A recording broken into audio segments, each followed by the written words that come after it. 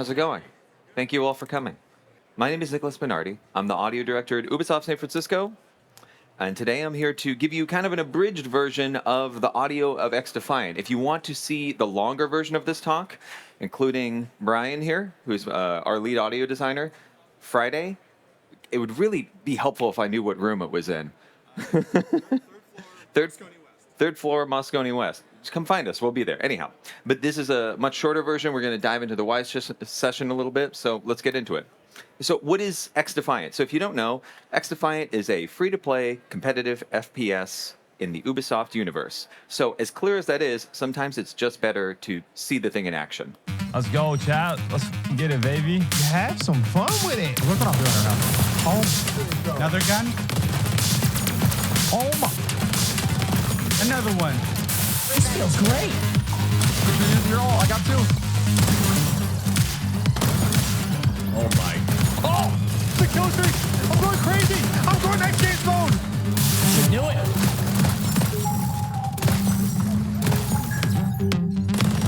Yeah, that feels good. That feels good. Oh my shield. What the?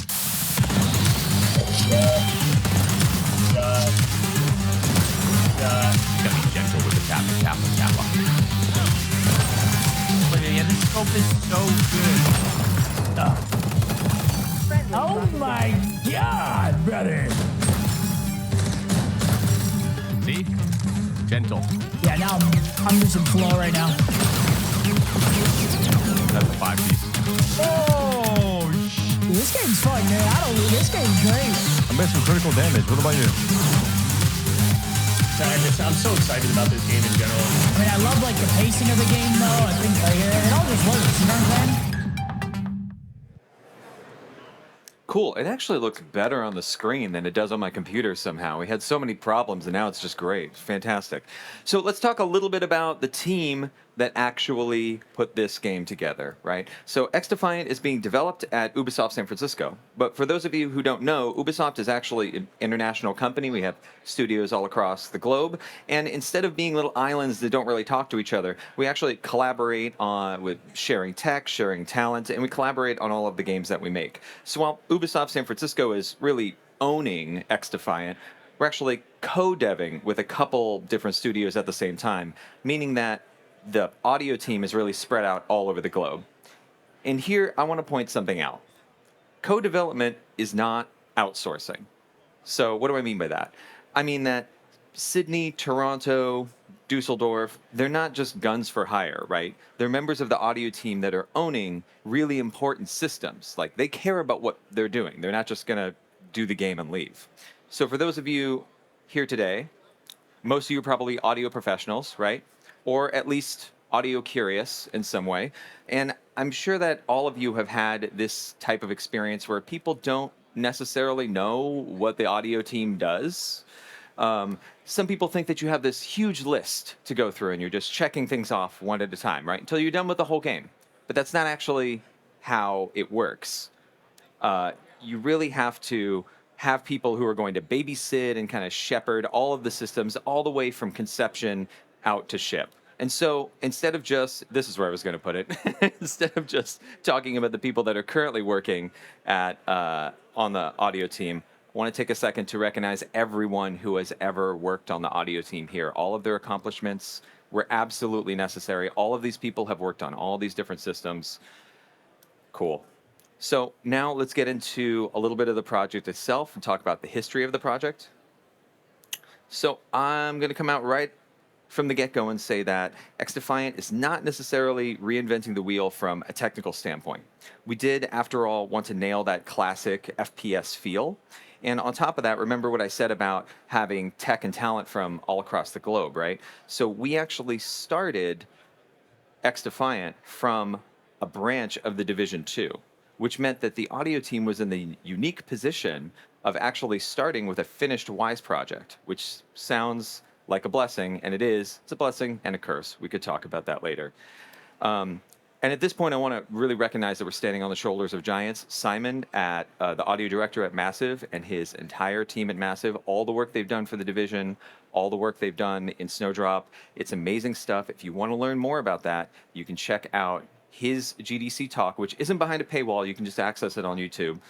Finding Space for Sound, Environmental Acoustics, and Tom Clancy's The Division 2.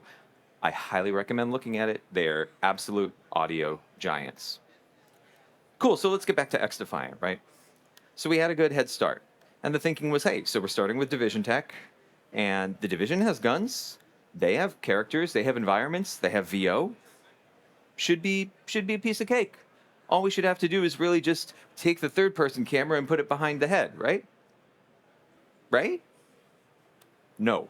That it was much more difficult than that. That's not how that works. The point is, every game is different.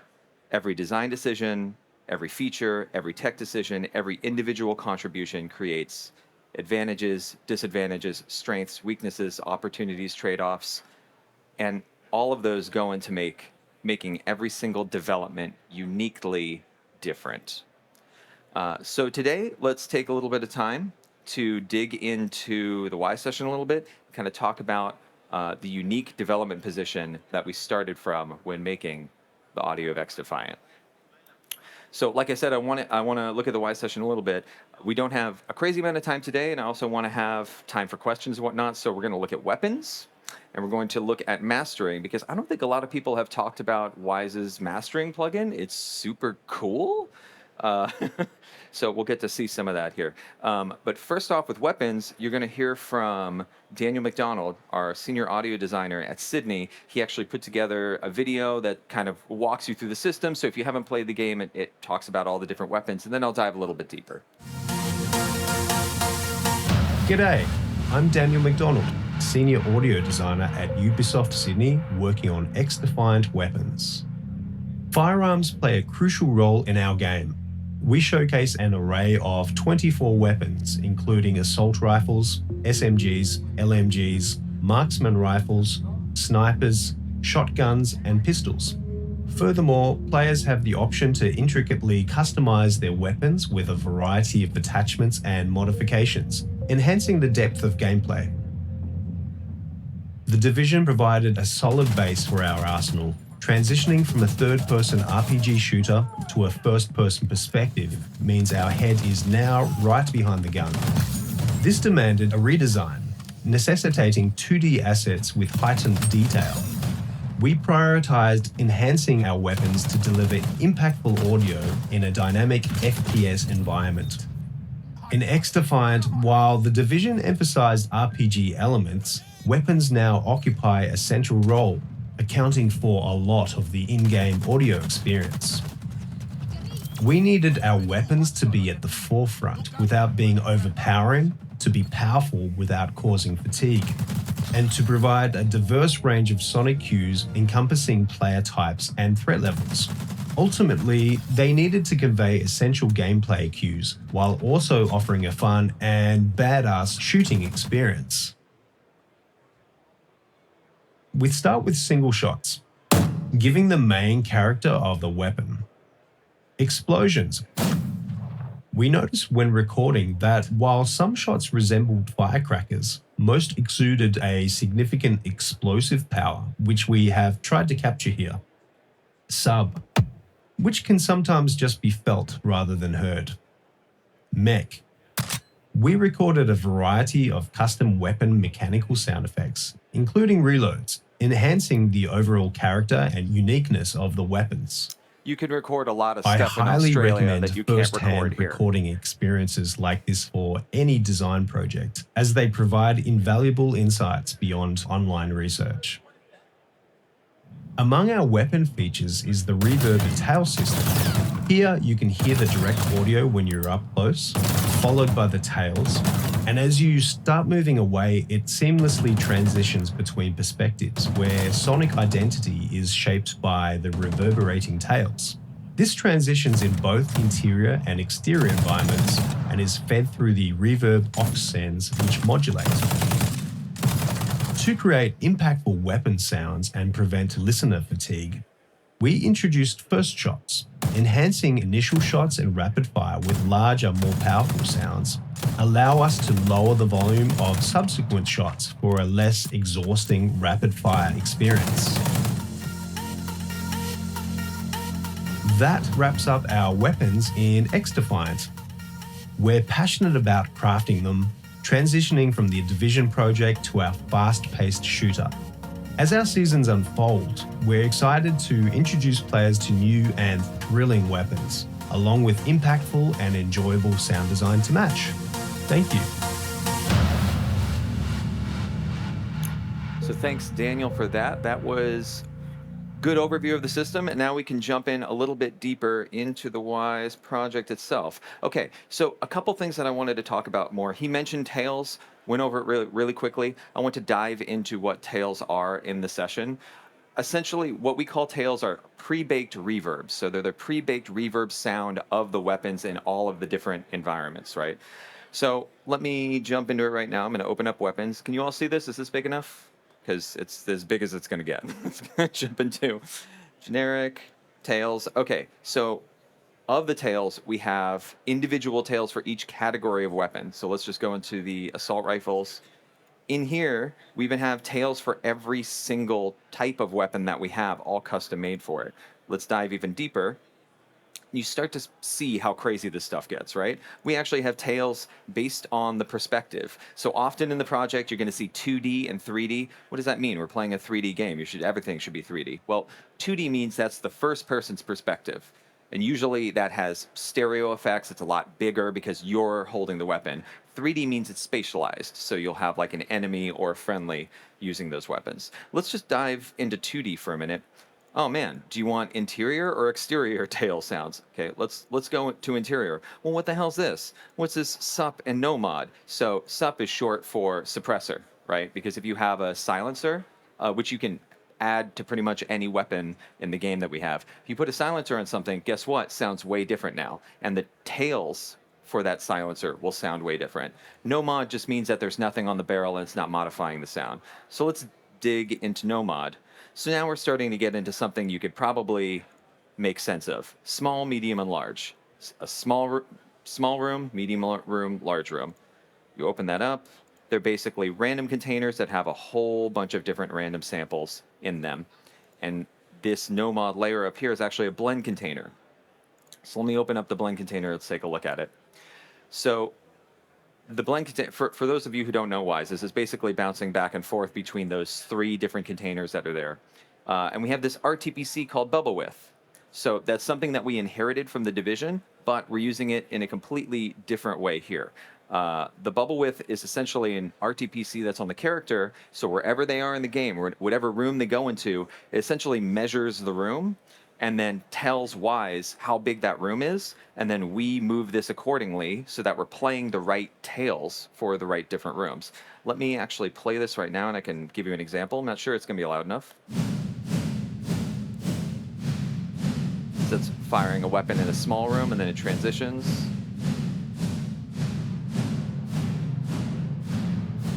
Much larger room, and then huge kind of stadium, and then back and forth. So you can imagine somebody running around, this RTPC is moving, and the tails are moving kind of accordingly so that you always have the right reverb for that gun in that right environment.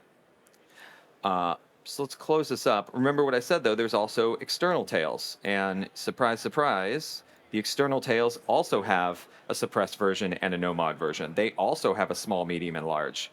But what's more interesting is on the top level of the blend container, there's a blend container that blends all of those outdoor sounds with the indoor sounds.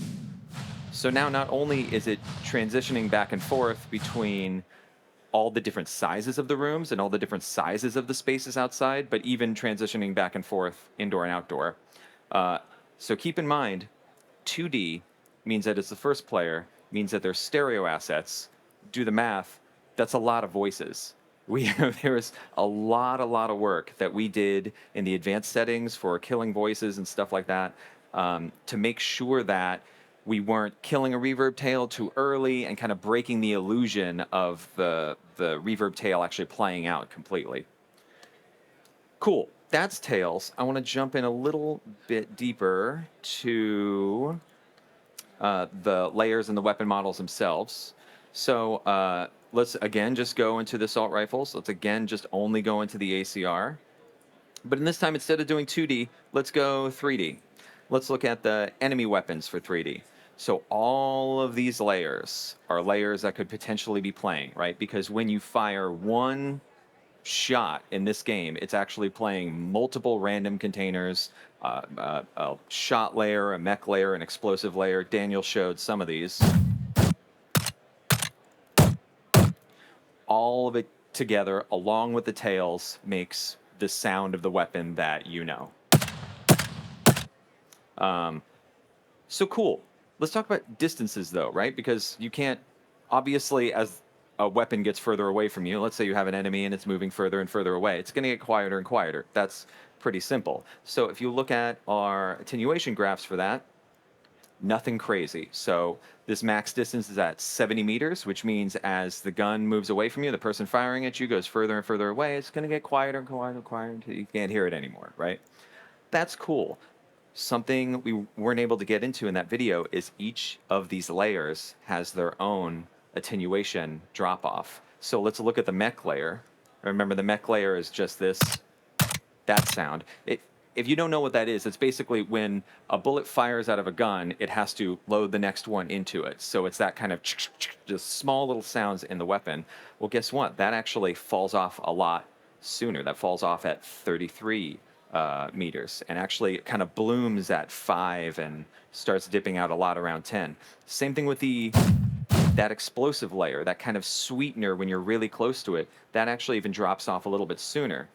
So why the hell are we doing this? Why do we have all these tails? Why do we have indoor, outdoor? Why are we blending between everything? Why are we dropping off like the attenuations of things at different layers? Well, because every single position the enemy could be in makes the gun sound just a little bit different. It brings a lot more life to it. It makes it much more realistic.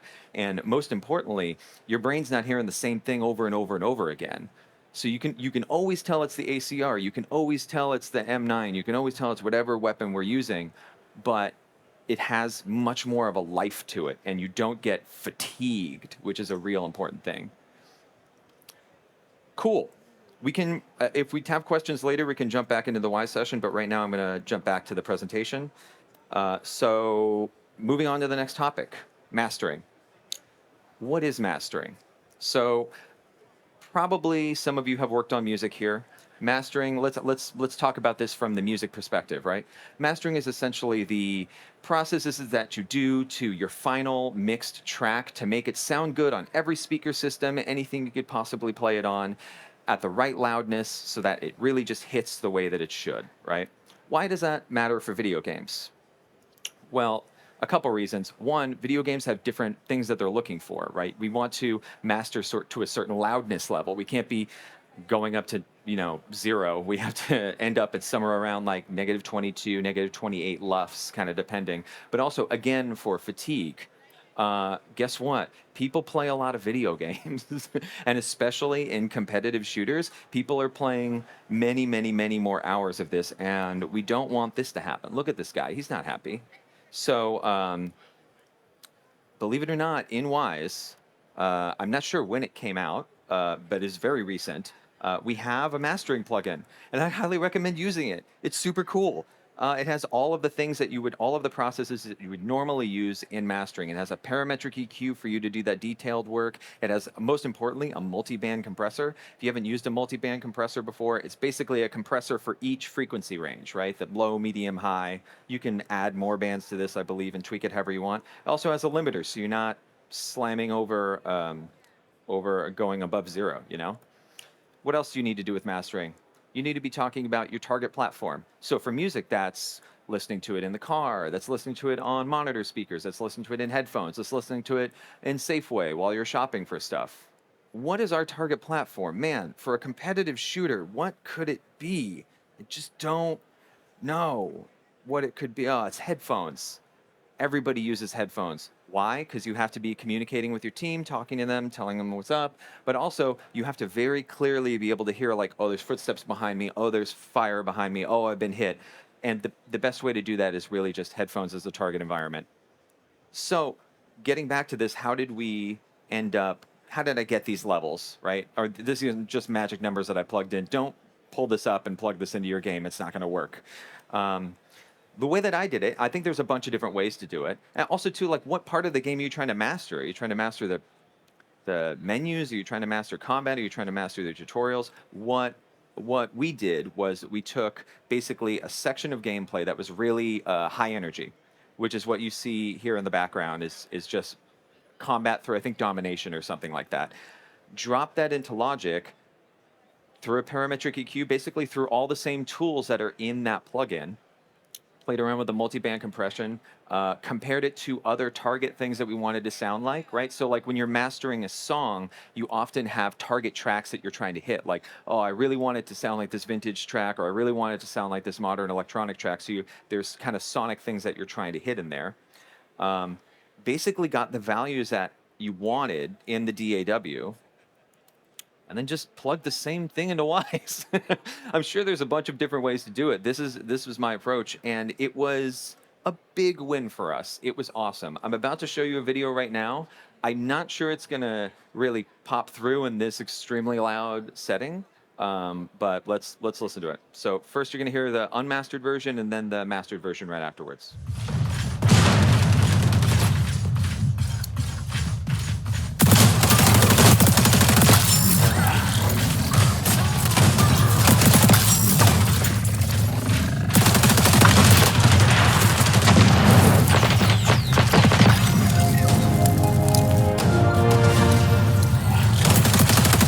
Package is almost to the checkpoint.